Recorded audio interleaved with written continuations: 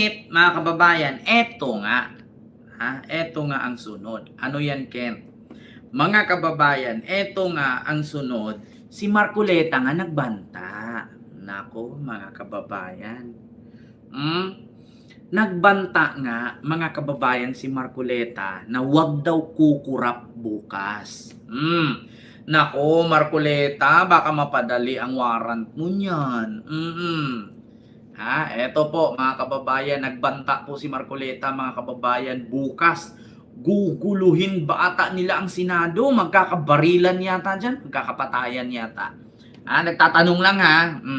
Sabi dito mga kababayan, Marcoleta, halatang stress nangungulubot na yung mukha. Lang namin ang inyong total support, sabi niya. Humingi ng suporta si Senator Rodante Marcoleta sa nakatakdang pagdinig ng Blue Ribbon Committee tungkol sa maanumalyang flood control project bukas, June 4. Bakit ito na po ang pinakahuling pagkakataon na ang katotohanan, ang katwiran ay mananaig? Saad niya sa Facebook Live ni Senate President Alan Cayetano, huwag kayong kukurap, no? Ang gagawin namin bukas will define the direction of this country. Ayan na naman tayo, tapos magbibitbit na naman kayo dyan ng 18 ex-marines, tapos wala na namang notaryo, peke na naman, tapos yung script, Gutesa style, magbitaw ng pangalan, manggamay ng politisyan, tapos pag hinanapan ng ebidensya, hindi babalik, hindi sisipot, tapos sabihin, magtatago for the security. Alam ko na yan mga kababayan, yung gagawin nila yan bukas, kasi nga, Blue Ribbon daw sila about sa flood control. Dadalhin nila yan yung 18 ex-marines. Yung nagpakilalang mga Maleta Boys. Tapos mga kababayan, ang mangyari dyan, syempre papupuntahin nila yan. Papupuntahin nila yan sa Senado, pasasalitain nila yan, tapos magsasalita yan na ito si Senador ganito, si Senador ganyan. Mapapansin niyo yan mga kababayan na halos Senador ituturo yan yung puro grupo nila Tito Sen. Walang Senador na ituturo dyan sa grupo ng nila Cayetano. Ang ituturo dyan yung grupo nila Gatchalian.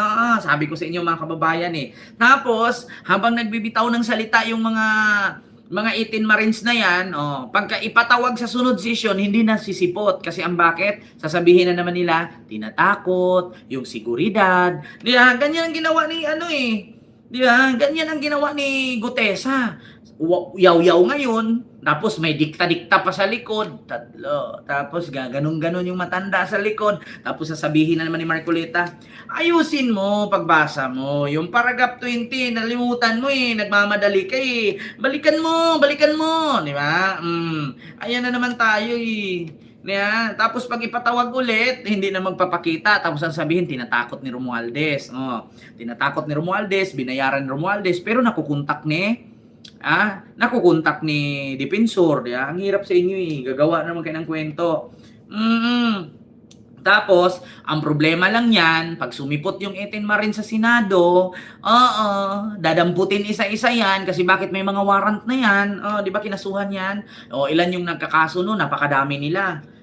Bawat isa sa kanila, 4 na counts. Mga kababayan, napakadami nilang ito ang sabi ni Marcoleta. Pero, nasa balita din yan, mga kababayan, hayaan natin na balita ang mag-discuss dyan ng pagbanta ni Marcoleta. Ito Opya! May ads lang, mga kababayan. Enjoy 20 off now. Nagbanta si Marcoleta, wag daw kukurap. Maging mapagmatyag sa mga susunod na mangyayari sa Senado. Ito ang panawagan ni Senator Rodante Marcoleta sa publiko habang isinasagawa ang serye ng mga pagdinig tungkol sa integridad at korupsyon sa bansa. Inigandiin ni Senator Marcoleta na ito na marahil ang huling pagkakataon Ma'am Elena, hello po. ang katotohanan at katwiran. Kagaya po na sinabi ni SP Alan, lahat po ay gagawin nila para patuloy na pagtakpan ang isang issue na kayong lahat ay may kinalaman sapagkat pera po ninyo ang ninakaw nila. Kaya sinabi ko po, huwag kayong kukurap. Ang gagawin namin bukas will define the direction of this country kung saan tayo papunta. Salamat po sa inyong lahat. Ayan ka na naman, nangako ka na naman, yung 2,000 kuryente nga, hindi mo na patupad, tapos ngayon will define the direction. Pag-ilom din na, ayan ka na naman, lilinlangin mo naman taong bayan. Kaya nga, nagagalit yung mga tao sa iyo Ganyan din naman ginawa mo noon.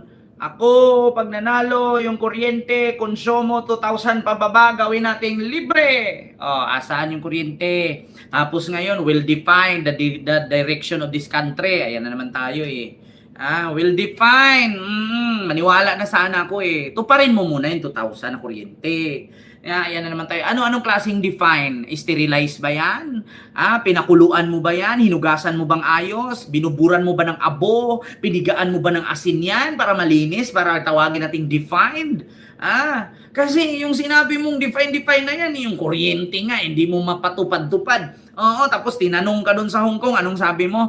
200 kilowatt. 200 kilowatt.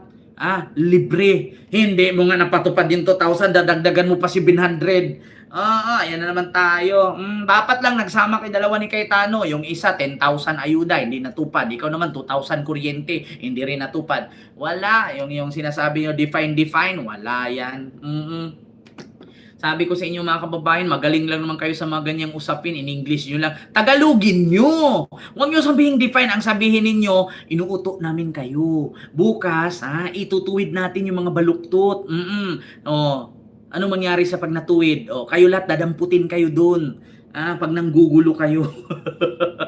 May pa-English pa kayo. Alam nyo naman yung mga DDS na sa inyo, hindi nakakaintindi ng English kasi mga bobo sila.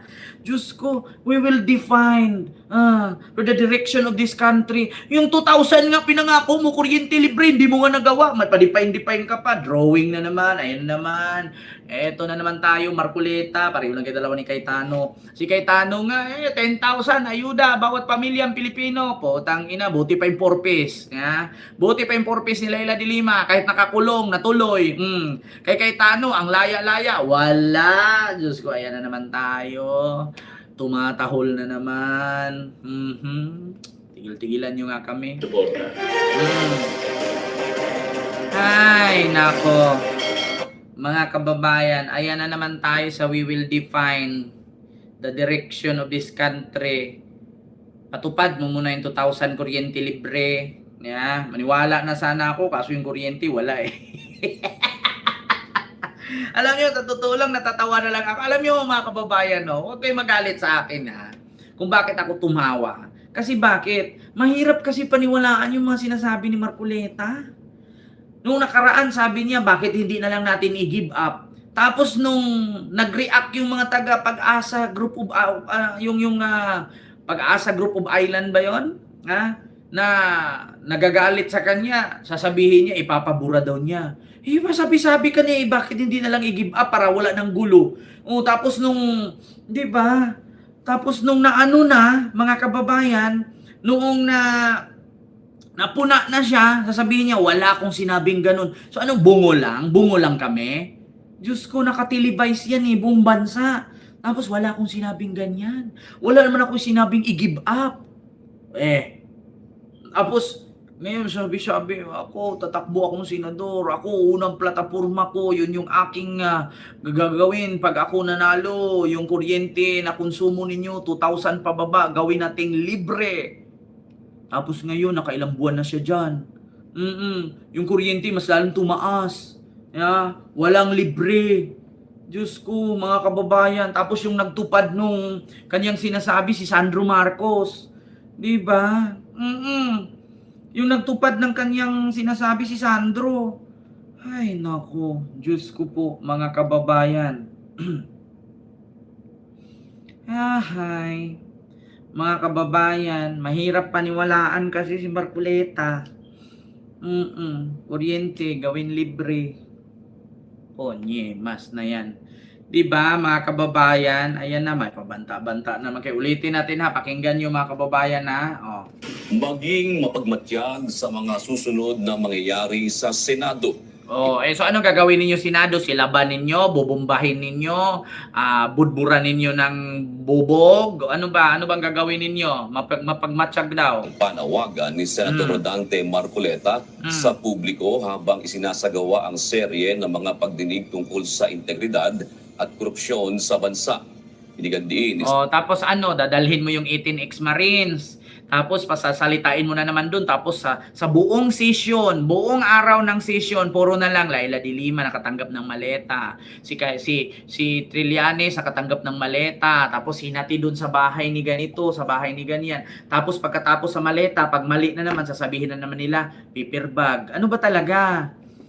Mapagmatsyag daw at huwag kukurap. So ipatawag ninyo ang 18 Marines. Tapos unang kwento, 5 maleta hinatid namin sa bahay ni BBM o doon sa Malacanang of the North. Hindi naman bahay yun eh. Ang bahay na sa Batak. Oo. Tapos ilang maleta? 5. Tapos maya-maya, pag iniikot-ikot sa tanong, magiging 3 na lang. 'Di ba? Sabi ko sa iyo, tapos ito si Trillanes, nakailang beses ako naghatid. Ang sabi una, maleta. Tapos pagkahiman-himan tinanong ulit, actually hindi po ako ang naghatid. Actually si ano po ang nagsabi sa akin, kwininto lang. Yeah? Unang kwento, hinatid niya. Siya mismo daw sumama.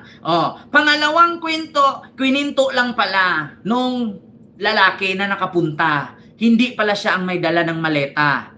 Tapos pang-atlong kwento, hindi maleta ang dinala, kundi paper bag. Kita nyo, mga kababayan? Yan. Tapos inamin ni Baligod, si Dilima, wala naman talaga siya doon, pero nilagay ko na lang.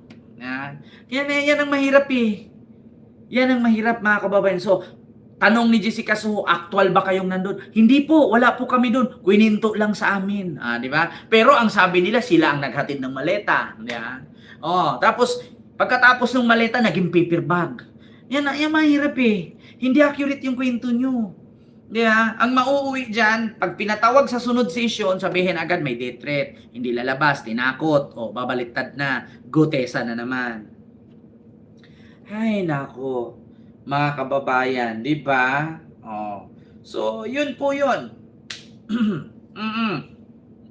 Mga kababayan, no? Ang ating pag-uusapan ngayon na illegal nga daw yung kudita.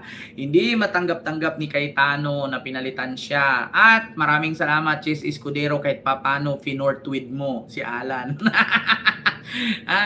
Chis Escudero, finortweet si Cayetano. Ayun, naligwak. So yun lang mga kababayan, no, yung ating reaksyones sa mga oras na ito.